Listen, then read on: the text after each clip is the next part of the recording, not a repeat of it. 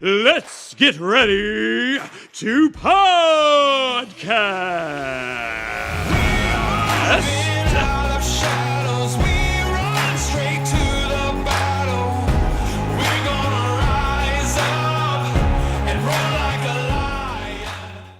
Here we are. Here we podcast are day again. once again.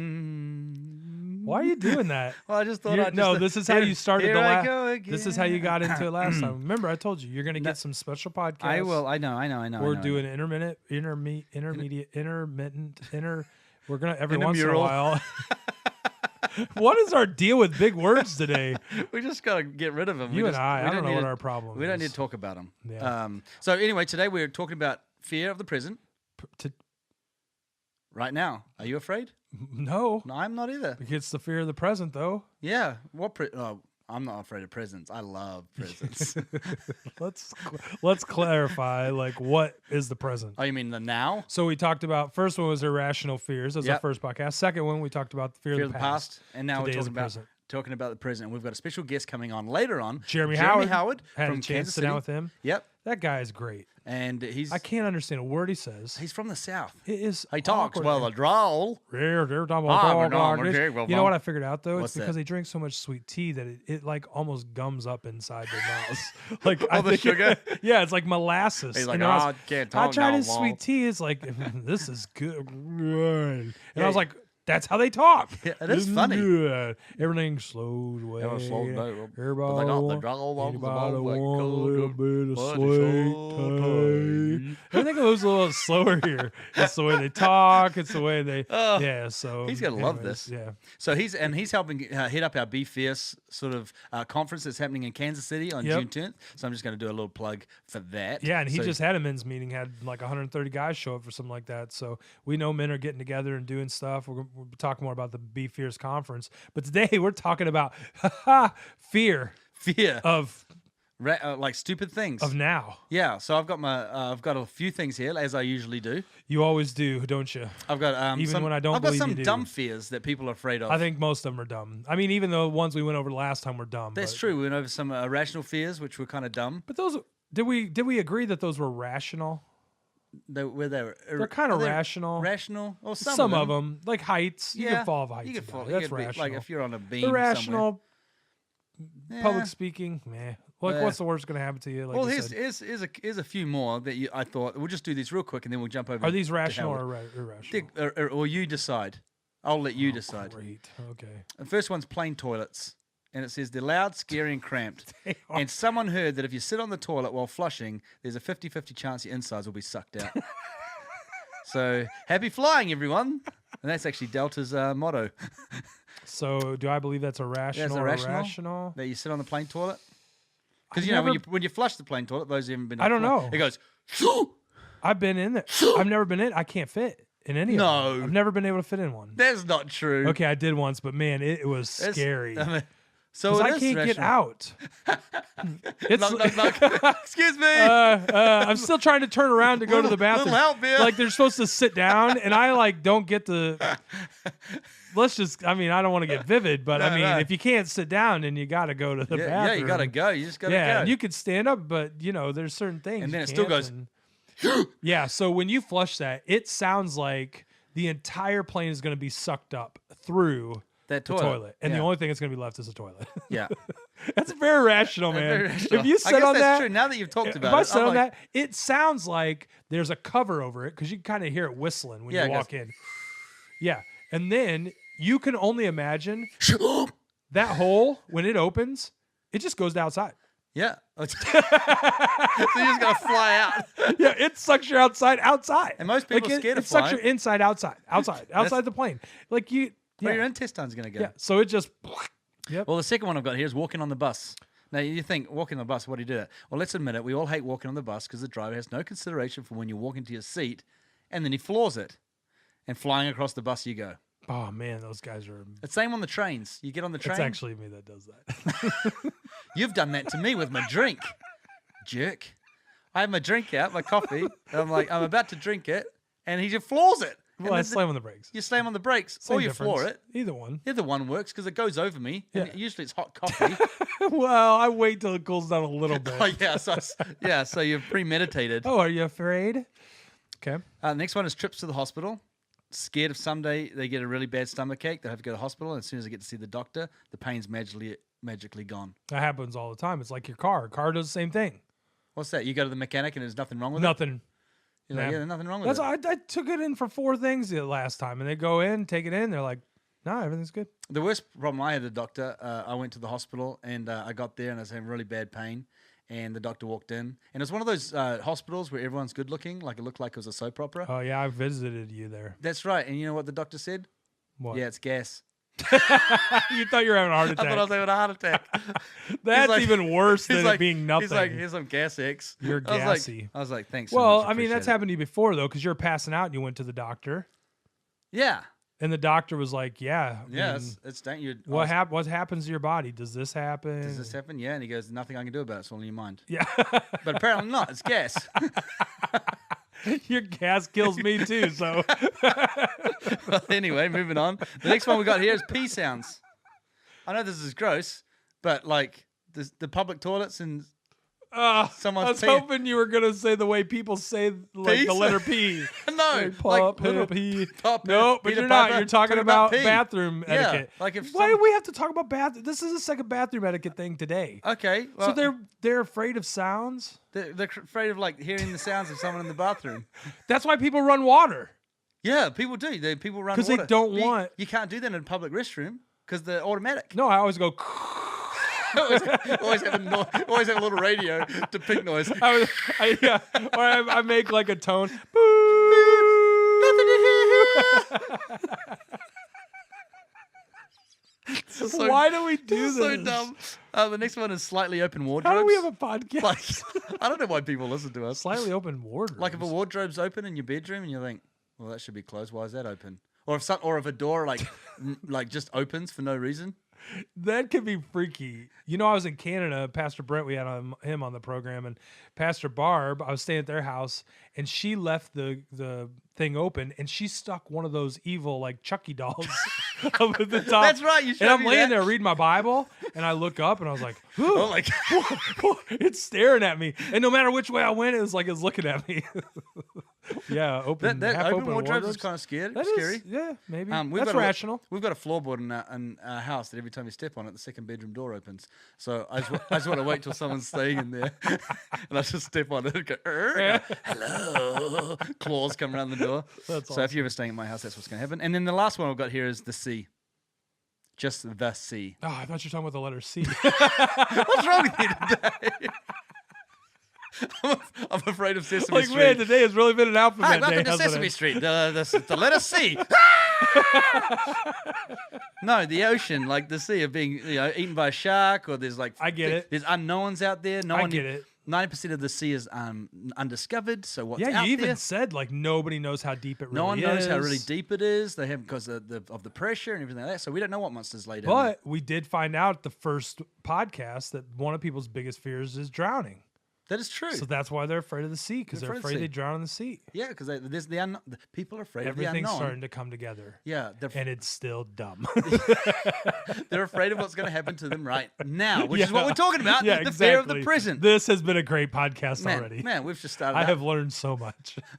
How dumb people can be. Anyway, listen to whatever's next on this If you're format. still listening to the podcast. If we're still listening to the podcast, listen to whatever's next. And right after that, you're going to hear from Dustin talking to Jeremy Howard about fear of the present and really how to be fierce in the moment. Yes. So coming up next, don't go away. Be Fierce Conference is coming to Kansas City on June 10th, 2017. Be Fierce is a movement that pushes men to be more than spectators and challenges them to become who they're meant to be. If you want to be a real man or know someone that should be, register now at BeFierce.com. All right, I got my friend Jeremy Howard here. Say hi, Jeremy. Hey, So Jeremy and I have known each other for I don't know how long. How long has it been? 2006, so 12 years almost. That's a long time. Yeah, sure is. It Think- seems like longer than that. I think you'd like me better by now. I know you too well. yeah. Hey, don't let them know that because some of them are trying to get to know me better. I think I liked you better at first. Yeah. but it's kind of That's what Gina decreased. says too. I don't understand. No, this is awesome. I get to interview you, and I do have to apologize because James and I set this up. I did admit that I have a hard time understanding you sometimes. I don't think it's a speech impediment. Some people call it an accent. Where are you from originally? South Mississippi. South Mississippi. Mm-hmm. And but I do really think that, and I admitted this. I think part of it's the sweet tea, that it turns into almost like a molasses after a period of time. Because I've had your sweet tea, and it is good. Yeah, but I about do 2 cups of sugar per gallon. see, and that sugar starts to turn into like molasses, where it starts to make your mouth slow down. Yeah, and I got all false teeth too. So Yeah. Not really. So anyways, man, I'm excited because you and I have been doing stuff for a long time together, obviously at World Revival Church. Sure. But just recently, we started Be Fierce, and Be Fierce actually is going to be really going after men first. Mm-hmm. And I asked around. I asked, Pastor Tom, my father-in-law, I asked all the guys in the group, who, if you could get anybody to head this thing up, who would you get? And most of them said Cliff Graham. But after that, you were the next person. No, I'm just kidding. You were the first person that, every single person we talked to, your name came up. And one of the reasons, just because you've always had such a passion to see men rise up. And since I've known you, really you have a father's heart. Go after guys. Guys who've had rough lives, who are making mistakes. You're the guy who chases them down. Yeah. Done it for years. What do you feel like maybe causes you to do that? Because I know there's some people out there that they kind of give up on people. Some people too quickly, and some people just don't know what to do. What kind of drives you in that? It started years and years ago. I first got into ministry in 1994, and it was a God moment. I didn't want to ever be in ministry, and my mom and dad kind of were pushed in that direction, and I resisted it. But once I finally said, okay, I'm going to do this, it was one of those things that I just had a moment with the Lord, and the Lord changed me. I went from being a shy, very afraid young man to being able to stand up in front of 1,000 kids at our local high school and not have any fear at all. And was just, at the same time as I received that, it was just this overwhelming sense of care and concern for people to understand what truth is, mainly young men. So I first started mentoring young guys with a lawn care business started lawn care business in 1998, and quickly began to pull young guys in. Not only to teach them value of work, but also the value of understanding what it is to own and operate a business. So it was a platform for me, and I've had contact with I can't even tell you, probably at least 100 to 150 men, maybe more. I haven't kept track of it, but over the years.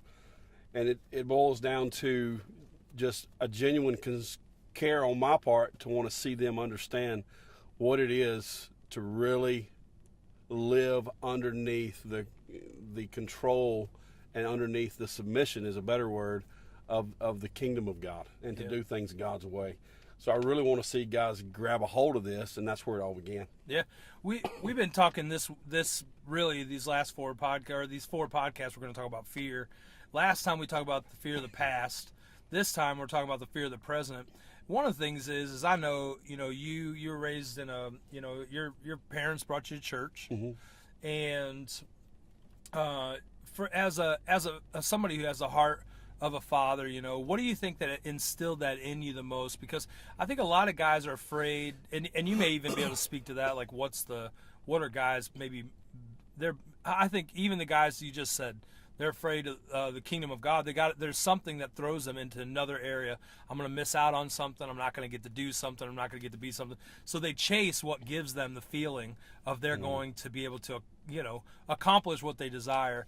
And their fear is, if I give myself to God, or I give myself over to the kingdom of God, like you said, that I'm going to miss out. Or I'm not going to get to do something. And something happened in your life, you just mentioned, that shifted for you. What do you see as right now the problem maybe in this culture, this generation, of that fear of not being able to do something, or something that guys are really dealing with? We can talk about the problems, and we all see them. We live in a time of society epidemic of fatherlessness. over the years we've watched as men, the role of men has been mocked, and it's been a media attack, a media direction.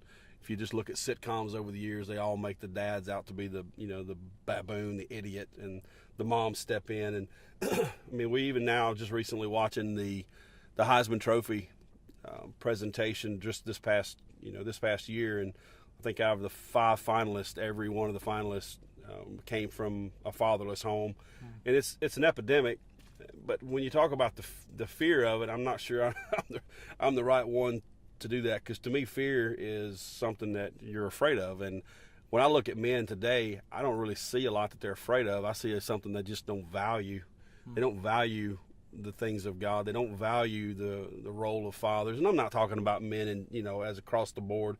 I'm just talking about an attitude that I see. Yeah. And it's brought on, I think, by selfishness. I mean, everything starts with this desire to do something for yourself. You mentioned the feeling, and it's driven by what can I do for me? How can I make myself feel good today? Yeah. Instead of waking up. Just recently I was talking to a friend of mine, and he's having issues and troubles with finances, and I get to talking to him. He's making $400 a week, but he's got so much debt. I mean, he's got a $350 bass boat payment. He's got a new truck, and he bought a couple of years ago, and these different things, and he's literally losing everything.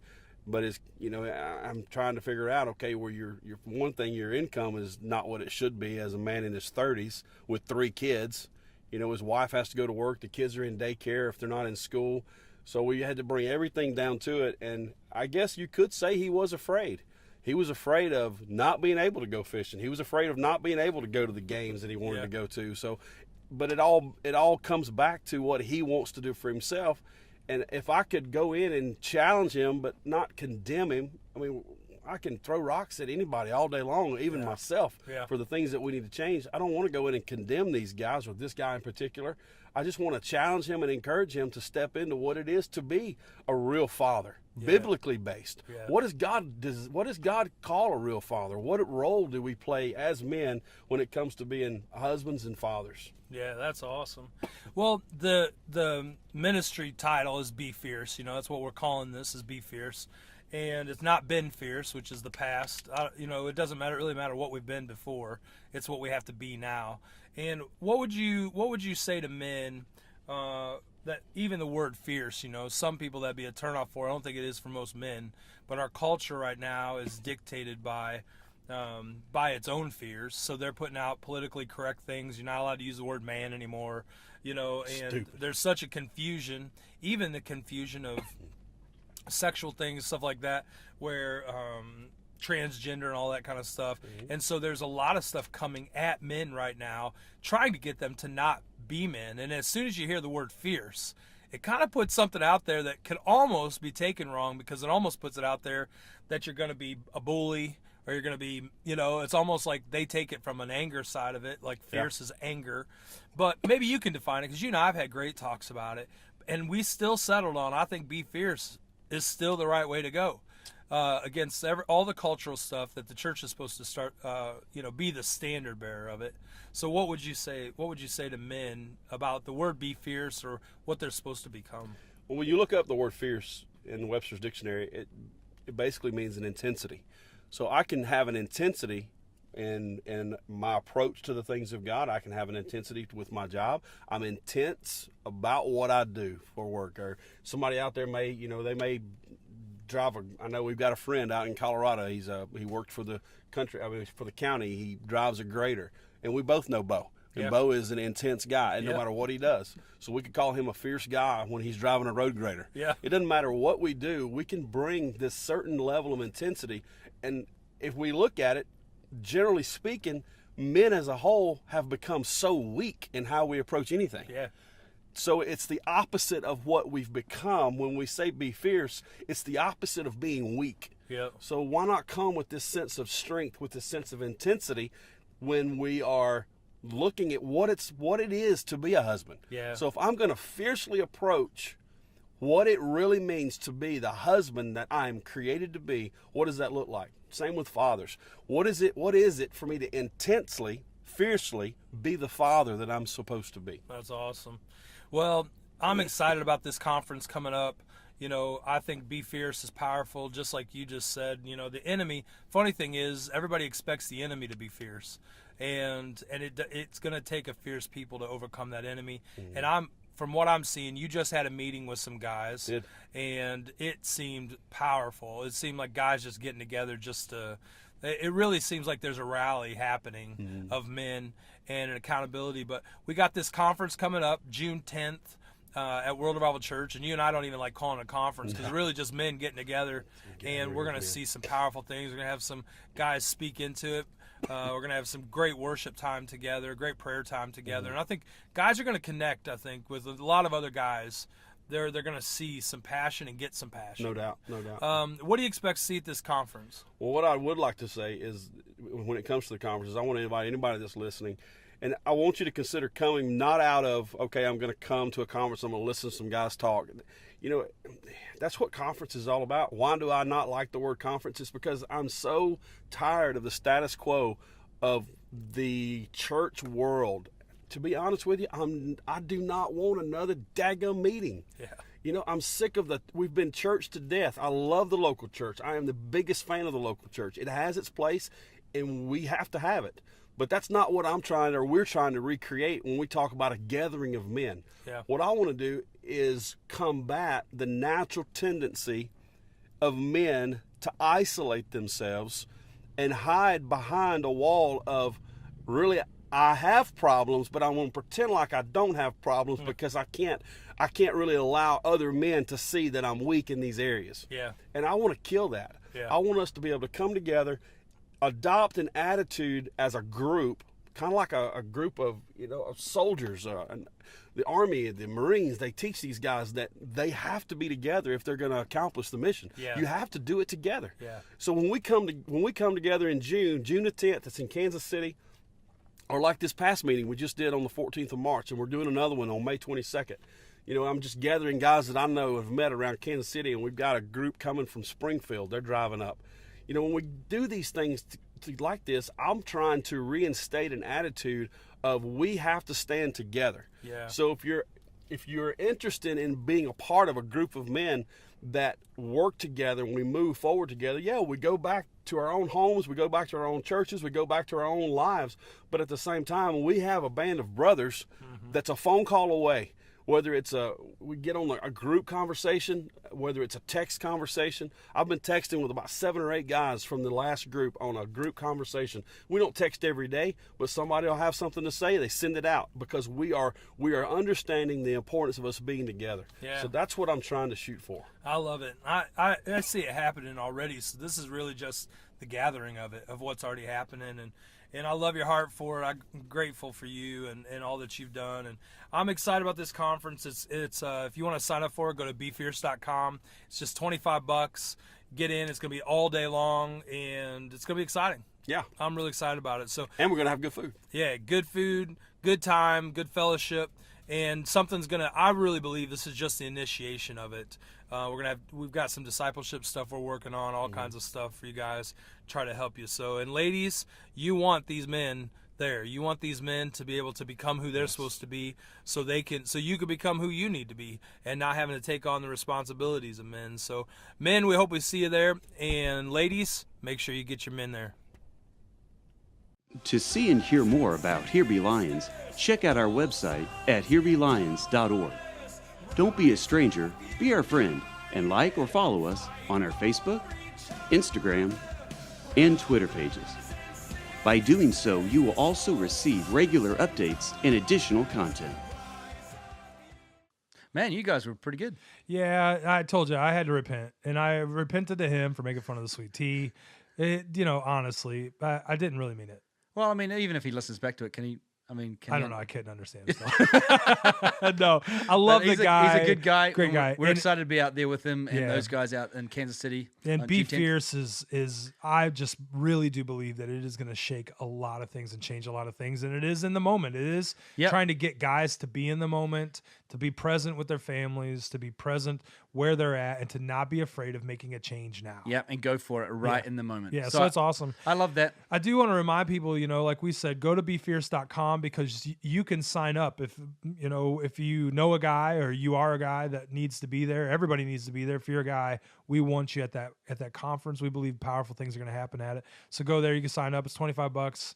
Get on. If you don't have the money, email James. He is loaded.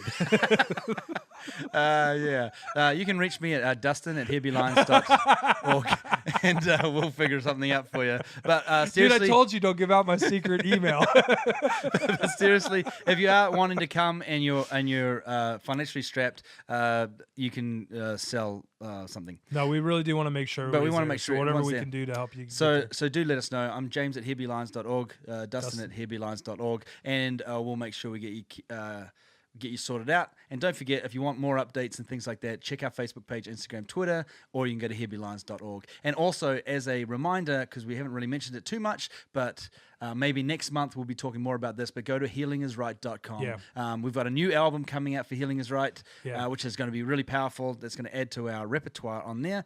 And it's really helping a lot of people. So if you want something to do in this moment right now, Yeah. you can go to the prayer page and help us pray for people or request prayer, and we will pray for you. Yeah, love it. We hope you guys have an awesome week, and we'll talk to you again next week. All right, bye.